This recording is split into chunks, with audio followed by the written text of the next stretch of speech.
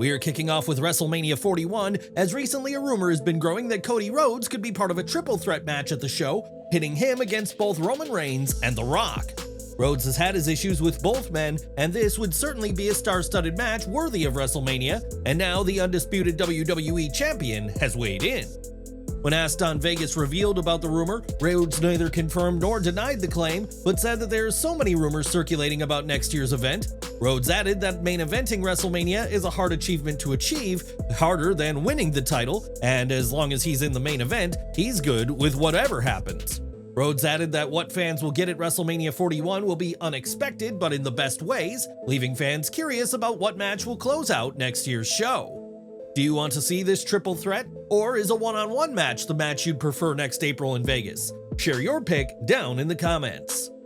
On this week's Dynamite, Chris Jericho won his second ROH World Championship, his 9th world title overall, by defeating Mark Briscoe in a grueling ladder war. Jericho's win saw Big Bill help him scale the ladder to get the win, and there's been a lot of backlash online at the 53-year-old's latest title victory. On Wrestling Observer Radio, it was reported that Jericho's win stems from Tony Khan wanting an ROH TV deal and believes Jericho, as the face of ROH, makes a deal more likely. After all, TV executives will be more aware of the former WWE superstar than Mark Briscoe, as Jericho has also made a name for himself in entertainment outside of the squared circle.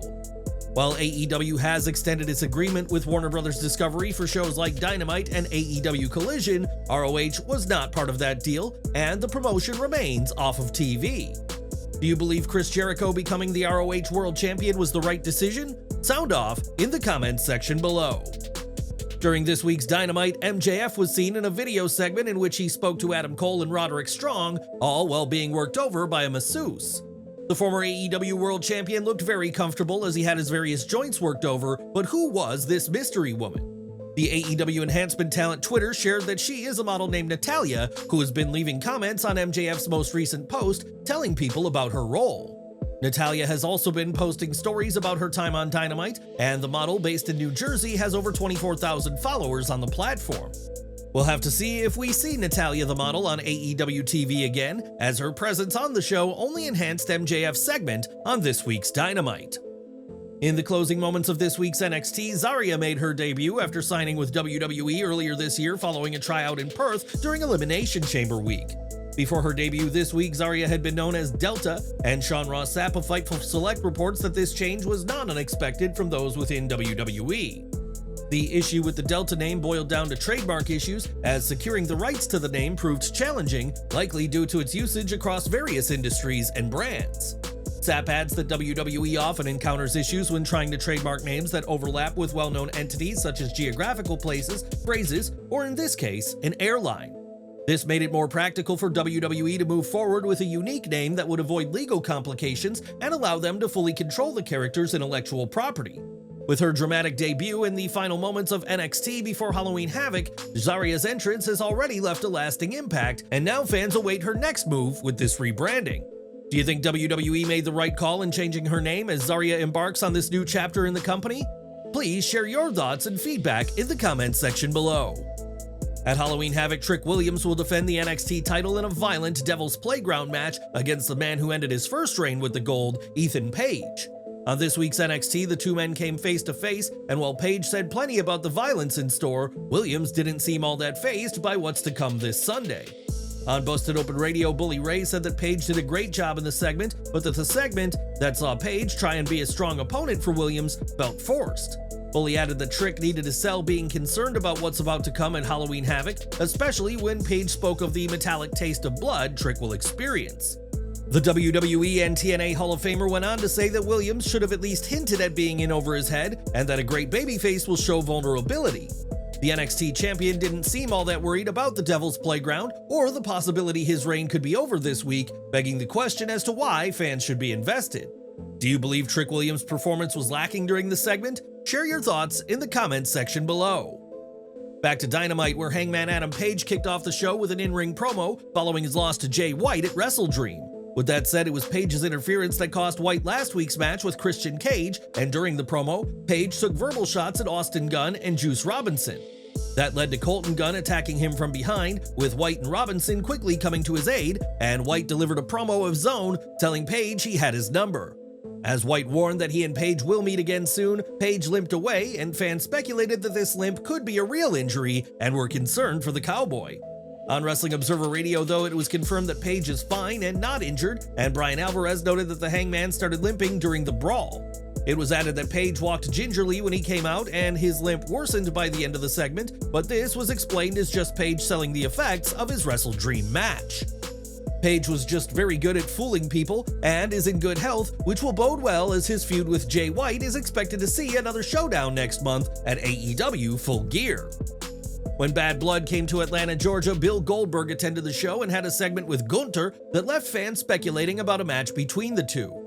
The Austrian not only admitted that his previous praise for Goldberg had been false, but called the WCW legend a one-trick pony, infuriating the veteran who was held back by security.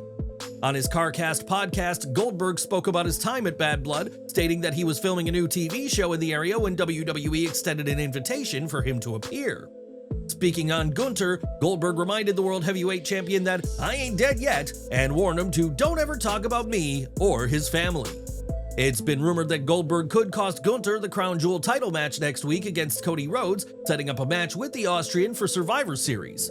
Goldberg has been vocal about wanting one final match before calling it a career, and would you like to see one final match for Bill in a WWE ring? Let us know down below. Last week, the Motor City Machine Guns arrived on WWE Smackdown, skipping NXT entirely in the process after proving themselves as a dominant force in TNA. Both Alex Shelley and Chris Sabin are former TNA World and X Division champions, as well as three-time tag champions, which made their WWE debut all the more exciting. Before signing with WWE, the Motor City Machine Guns reflected on their career and impact on tag team wrestling during an interview with Donnie DeSilva and Jimmy Corderas on Huge Pop. During the podcast, Shelley discussed their approach to tag wrestling, saying that it's the difference of utilizing a perspective versus physically mimicking a set of choreographed moves. Shelley also credited Jim Cornette for helping them develop their unique styles when they started teaming in TNA, despite some reluctance from the company to pair them up. Cornette played a pivotal role in shaping their tag team philosophy, as Shelley shared that Cornette had himself and Sabin watch Midnight Express DVDs. The pair were able to learn from one of the greatest tag teams in history, and Shelley said that, "We started to figure out the ebb and flow of how they were doing things." Shelley also called Cornette's guidance invaluable, and all that learning will be made use of when the Guns face DIY during tonight's SmackDown. The winners will become the #1 contenders for the WWE Tag Team titles, and no matter who wins, expect a thrilling clash between two of wrestling's most popular tag teams. Will the Motor City Machine Guns win the WWE Tag Team titles from the Bloodline? Please share your thoughts and feedback in the comments section below. Earlier this year, Julia Hart confirmed she suffered a serious arm injury on social media, and it was reported at the time that she'd be out for several months. An expected return was estimated for late summer or early fall, and when speaking during a High Spots virtual signing, Julia shared that she is ready to return to AEW TV. Now the former TBS champion is simply awaiting the call to come back, and who would you like to see her feud with? Sound off in the comments section below. During this week's Raw, the Wyatt Six made their return to TV by brawling with the Final Testament following the Authors of Pain match with the New Day. The group brawled while Uncle Howdy floored Paul Ellering with a mandible claw originally intended for The Miz, and this feud has continued to play out on social media. On Twitter, Dexter Lumis shared an image from Raw, sharing his stare down with Karrion Kross, and in his response, Kross declared that, "I'm the only one who's never lied to you." In a post from the Wyatt Six account, the group seemingly responded to Kross with a reversed warning that states, "Liars often set their own trap." It's clear that this feud is far from over, and time will tell how these two macabre factions handle each other in the weeks to come, both in the ring and off of TV.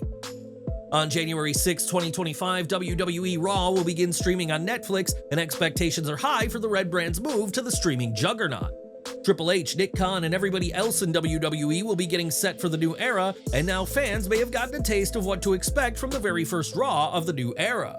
It has been reported by WrestleVotes Radio that the first show on Netflix will be from the Inuit Dome in Inglewood, California, which is the new home of the NBA's LA Clippers.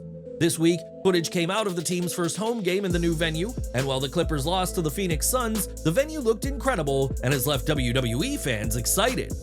A giant ring screen above the seats will give an incredible atmosphere to the first Monday Night Raw on Netflix, should the Inuit Dome be the launching point of this new era as expected. This footage can be credited to Fadeaway Media on Twitter and has given fans a glimpse of what the production of the first Raw could look like, thrilling fans at the prospect. With a deal estimated at $5 billion, Netflix is investing big into WWE and expect a huge launch in a matter of months, especially if this week's footage is to be believed. Now, Bobby Lashley is currently a free agent in wrestling, with fans wondering what his next move will be, and the Almighty teased several possibilities earlier this week. During a WrestleFest signing, Lashley said he'd received multiple offers, including from wrestling, MMA, and boxing, and now he has shared one of these proposed offers. During that same signing, Lashley shared that he was offered a fight with boxing icon Mike Tyson and that the offer was made not too long ago. He said, "I was offered a Mike Tyson fight. I was offered Mike Tyson several months back. I was like, that would be a good fight. People asked me the same question. Can I beat Mike Tyson? I'm not going to say, oh yeah, I can beat Mike Tyson, but I would like to do the fight. That's what it's all about to me." This isn't the first time Lashley has been offered such an opportunity, as he claimed in August of 2022 that he was approached for a match against Mike for Madison Square Garden. Do you think Lashley would have a chance against Tyson, or would the skills of Iron Mike, even today, prove too much for the wrestler? Give your predictions to this unlikely match below. From June to September of this year, Natalya was off WWE TV, and while the veteran signed a new contract with WWE during her hiatus, that's not all she did.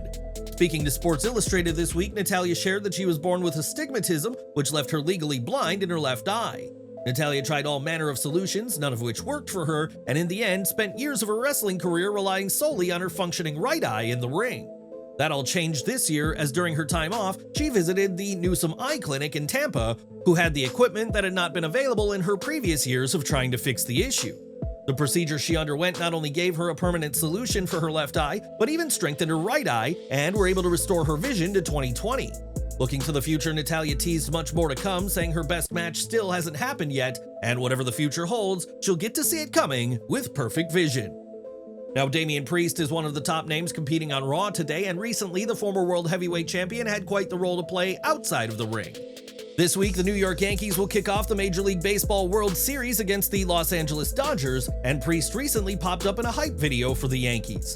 The video features Priest making an appearance and voicing the clip with iconic imagery from Yankee Stadium and around the city. This is a huge showcase for Priest, who signed with the Paradigm Talent Agency earlier this year with the hope of receiving more media opportunities outside of professional wrestling. As for on TV, Priest has made clear he wants to regain the World Heavyweight title, and fans should keep an eye out for more from Priest, both in and out of the ring. When Samantha Irvin announced her exit from WWE earlier this week, fans quickly speculated on a move to AEW, where her fiancé Ricochet is currently competing. Given that part of Irvin's decision to leave stemmed from her family life, it makes sense for her to at least consider an AEW role, but Tony Schiavone doesn't see it happening. On his What Happened When podcast, Schiavone gave his thoughts on Irvin possibly being All Elite and argued that the popular announcer isn't needed in the company. He said, "We already got the best ring announcer in the world with Justin Roberts, and Arkady Ora is a great ring announcer who's a great person and is doing a great job. Samantha Irvin ain't coming here. I wouldn't think. And of course, I've been wrong so many times, but why would we?" Later on, though, Schiavone did acknowledge that wrestling is unpredictable and seemingly didn't count out Irvin making a surprise debut, as he said, "I could show up tonight in Salt Lake City and there she could be." For what it's worth, Ricochet has said that his fiancé doesn't intend to join, and it's been reported that Samantha wants to explore her opportunities outside of pro wrestling. While AEW could make a move to sign Irvin, it appears that an all-elite arrival isn't in the cards, though we know to never say never in the world of pro wrestling. This year has seen Liv Morgan take plenty from Rhea Ripley with the Women's World title, the Judgment Day, and Dominic Mysterio now in possession of the 30-year-old star. Morgan and Mysterio became two of the hottest acts on Raw when Dom betrayed Ripley at SummerSlam, and the pair have shown their love for each other on TV and on social media. Despite this, Ripley still has a legion of loyal fans who have been behind Mommy throughout her feud with Morgan, but Liv doesn't plan on taking Rhea's supporters. While speaking to Adrian Hernandez, Morgan criticized Ripley, calling her a pathetic loser, and used similar verbiage to describe fans of the Australian. She said, "Personally, I think that Rhea Ripley is the biggest, most pathetic loser we have on the roster. I think all you people who love Rhea and want to come for me and Dominic are also losers. You're probably ugly, you probably have no lives, and you're just so jealous of me and Daddy Dom because we're the hottest, most iconic, most dominant, and historically significant couple in WWE history. You're just mad because Rhea could not live up to that. I'm so sorry that Dominic and I are so much better than Rhea was with him, and that I'm also the better champion than Rhea because I'm the greatest women's world champion of all time. So yeah, I'm a man-stealing, home-wrecking, heartbreaking, title-taking, greatest women's world champion of all time, and all of you losers can cry about it because I know you hate it, and I don't give a... Despite her best efforts, Ripley has been unable to take the women's world title from Liv, who is set to battle Nia Jax at Crown Jewel on November 2nd. It remains to be seen which woman leaves as the first ever Crown Jewel Women's Champion, and how WWE will book her feud with Ripley, as Liv has made clear her disdain for her fans. Do you believe Rhea Ripley fans have been unnecessarily targeting Liv Morgan lately? Sound off in the comments section below. And we're ending with WWE, and not too long ago it was reported that Elimination Chamber would be heading to the UK in 2025, with Birmingham or Manchester being the host city.